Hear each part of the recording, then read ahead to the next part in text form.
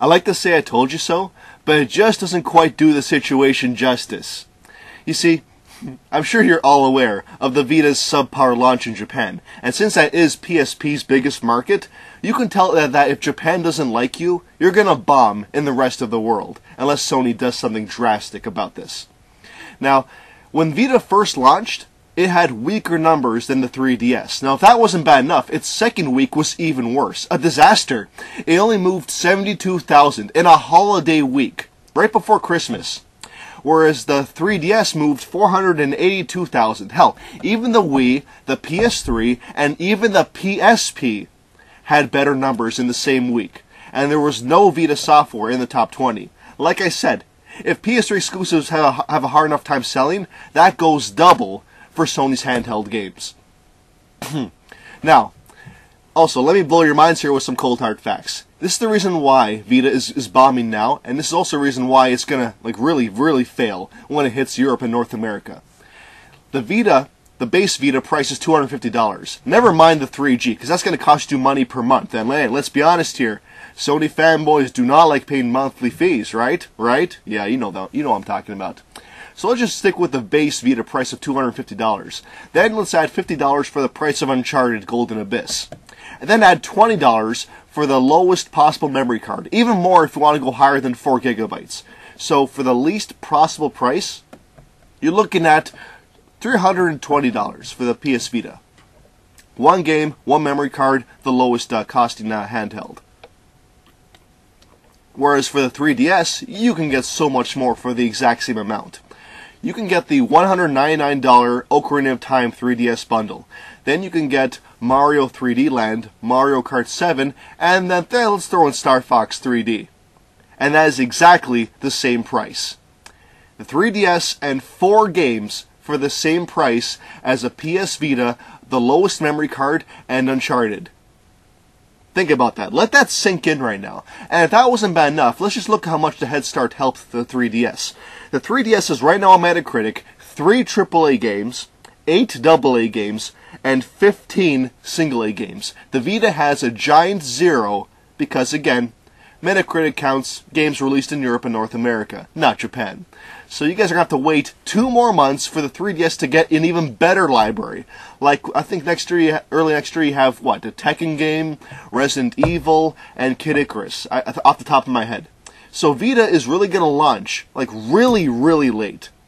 So, like, that alone right there, guys, is pretty bad. I mean, for the price, what you can get with the 3DS versus what you can get with the Vita, it's just, wow. Like, the Vita's going into a slaughter right now. It will literally be dead on arrival. Now, I'll just tell you all the things that Sony did wrong with the Vita. To make this very clear for you PS3 fanboys, and your Sony fanboys, and your handheld fanboys, who just love the Sony cock. So, let's see here. The Vita, what they did wrong with the Vita was timing. Timing by giving the 3DS a head start on the user base. Head starts give the developers more incentive to make games for the 3DS and neglect the Vita version. And you guys tell me sales don't matter. The biggest part of this timing mishap was missing a North America and Europe holiday launch. 3DS is doing, like, amazing numbers in North America and Europe, and Vita had to wait until February. That was Sony's biggest mistake, like, out of all the Vita mistakes they did. They waited too long and they missed a holiday launch in North America and Europe. Very bad. Extremely bad. Let's see here. Power. People might be wondering, why the hell is power something that Sony did wrong with the Vita? Well, power contributes to the next thing, which is price. But I'll get into that later. Let's just look at the recent history, guys. DS beat the shit out of PSP. Wii beat the crap out of PS3. Even 360 is still beating PS3. You guys see a pattern here?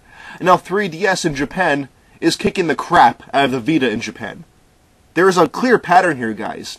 Having the highest specs does not make you a winner. It does not make you better. Hardware does not sell hardware. Software sells hardware. And Sony has clearly forgotten that.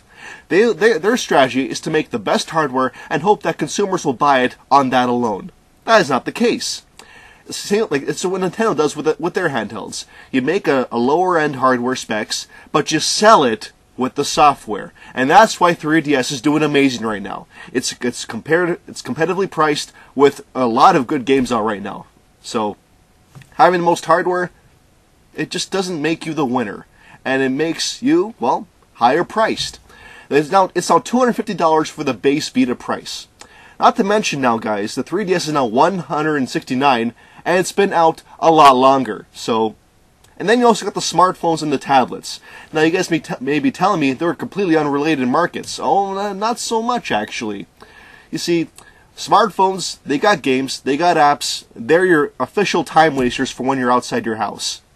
So, when you have a smartphone, when you have a 3DS, well, especially when you have smartphones and tablets, it's just really hard to justify a purchase of over $200 for a dedicated gaming handheld. That's just how it is, guys. That's why the 3DS struggled with its price point. Anything above $200 that's a dedicated gaming handheld has no place in this market, given the dominance of smartphones and the emerging tablets. That's just how it is, guys. Now, finally, let's see here. Oh yeah, no good IPs. Sony has never in its history got an IP that is successful as Mario.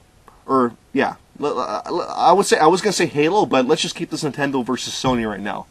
So, they'd never had an IP on that level before. So all their games, even Uncharted, which is their best game, has only a fraction of the relevance of Nintendo's best franchises. Only a fraction. And I'm talking about the console IP. Handheld IPs, they sell even worse on Sony's stuff. So, there might be a lot of good games there, but in terms of brand recognition, like consumer mind share, like knowing about them, Sony just doesn't have any worthwhile games that people have heard of. No worthwhile IPs that have stood the test of time. And that is Sony's biggest mistake that will haunt them no matter which gaming platform they release in the future. So, let's move on from that. That's bad enough in itself. And, of course, I'd just like to end off with, like Sony likes to say, and hell, even you fanboys like to say, that they aren't direct competitors. Well, let me tell you this. If you walk into a video game store, or any place that sells video games, and you go to the handheld section, and you see 3DS next to the Vita, guess what? They're competition. If their primary purpose is to play video games, then guess what? They're competition. Sure, they're pretty much built differently, and they're kind of intended for different audiences, but those 2 points I just said pretty much make them direct competitors, no matter what you guys have to say in response. So, Sony, you just did, I don't know what you guys were thinking anymore. The Vita is before its time, after its time, I don't know what, but it's not meant for today's market. It just isn't. It's going to flop miserably until you drastically drop the price to $199 or lower. And it's just the way it is. I am confident its North America and Europe launches will be really lackluster. And in the end, you're going to see a DS versus PSP type of thing, where the Nintendo handheld just really pulls away and Sony's handheld is left in the dust. So, I told you so. Have fun, guys.